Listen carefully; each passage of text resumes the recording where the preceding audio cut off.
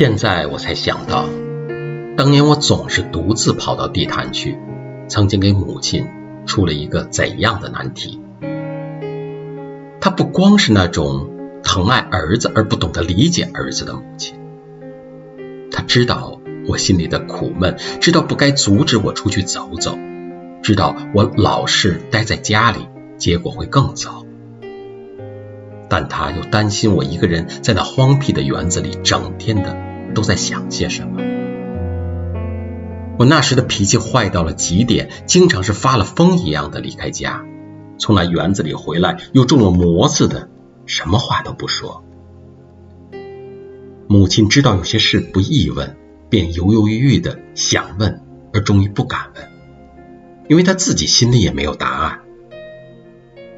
她料想我不会愿意她跟我一同去，所以她从未有这样的要求。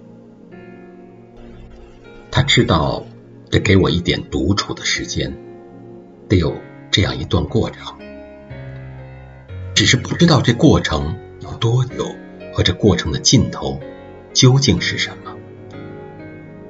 每次我要动身时，她便无言地帮我准备着，帮助我上了轮椅车，看着我摇车拐出小院。这以后她会怎样？当年我不曾想过。有一回我摇车出了小院，想起一件什么事情，又反身回来，我看见母亲仍站在原地，还是送我走时的姿态，望着我拐出小院去的那处墙角，对我的回来竟一时没有反应。待他再次送我出门的时候，他说：“出去活动活动，去地坛看看书。”我说：“这样挺好。”许多年以后，我才渐渐听出，母亲这话实际上是自我安慰，是暗自的祷告，是给我的提示，是恳求与嘱咐。只是在她猝然去世之后，我才有余暇这样设想。当我不在家里的那些漫长的时间，她是怎样心神不定，坐卧难宁，见着痛苦与惊恐与一个母亲最低限度的祈求。现在我可以断定，以她的聪慧和隐忍，在那些空落的白天后的黑夜，在那个不眠的黑夜后的白天，她思来想去，最后准是对自己说：反正我不能不让她出去，未来的日子是她自己的，如果她真的在那园子里出了什么事，这苦难也只好我来承担。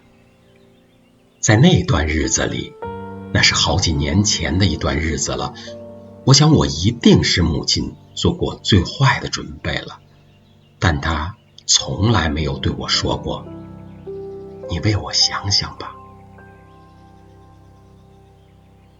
事实上，我也真的没有为她设想过，那时他的儿子还太年轻了，还来不及为母亲想。他被命运击昏了头，一心以为自己是世界上最不幸的一个，不知道儿子的不幸在母亲那儿总是要加倍的。他有一个长到20岁突然截瘫了的儿子，这是他唯一的儿子。他宁愿截瘫的是他自己，而不是儿子，可这事无法代替。他想，只要儿子能够活下去，哪怕自己去死呢，也行。可他又确信，一个人不能仅仅是活着，儿子得有一条路走向自己的幸福，而这条路呢，没有谁能保证他的儿子最终能够找到。这样一个母亲，注定是活得最苦的母亲。有一次与一个作家朋友聊天，我问他学写作的最初动机是什么，他想了一会儿说：为我母亲，为了让她骄傲。我心里一惊，良久无言。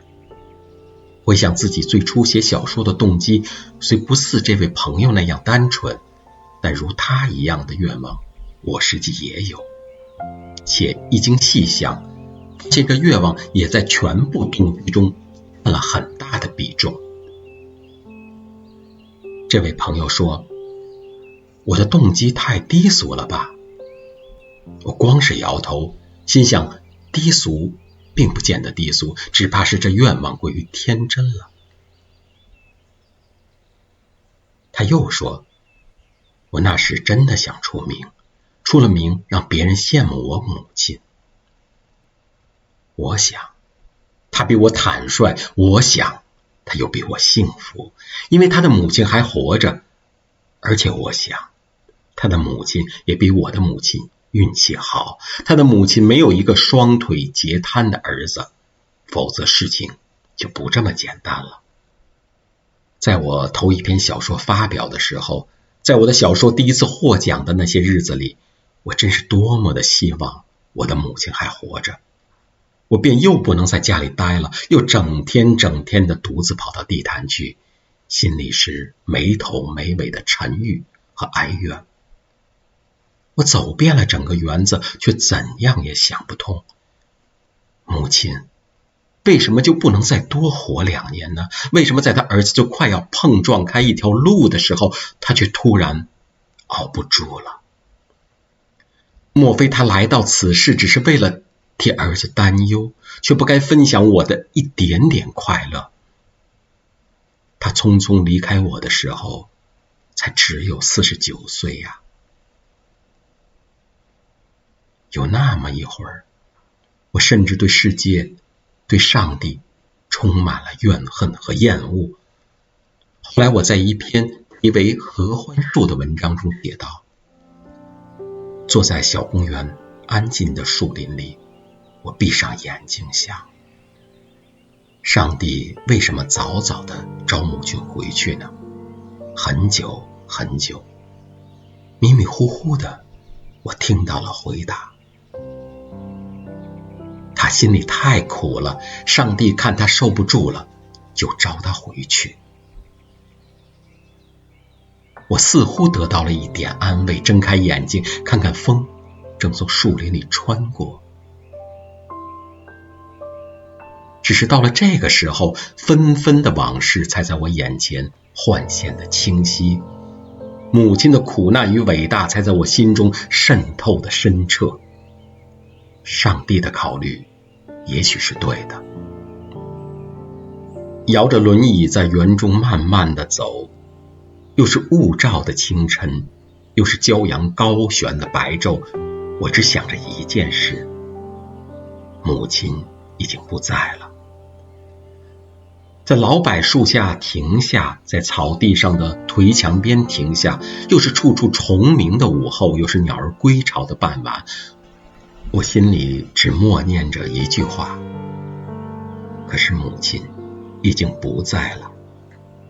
把椅背放倒，躺下，似睡非睡的挨到日没，坐起来，心神恍惚，呆呆的直坐到古祭坛上，落满了黑暗，然后再渐渐浮起月光，心里才有点明白，母亲不能再在这园子里找我了。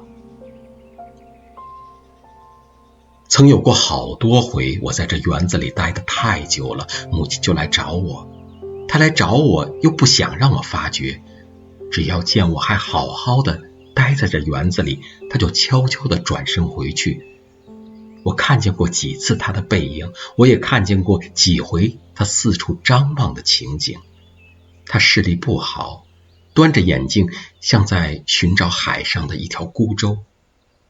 她没看见我时，我实际已经看见她了，待我看见她时，她也看见我，我就不去看她。过一会儿，我再抬头看她，就又看见她缓缓地离去的背影。我单是无法知道有多少回她没有找到我。又一回，我坐在矮树丛中，树丛很密，我看见她没有找到我，她一个人在园子里走到我的身旁，走到我经常待的一些地方，步履茫然又急迫。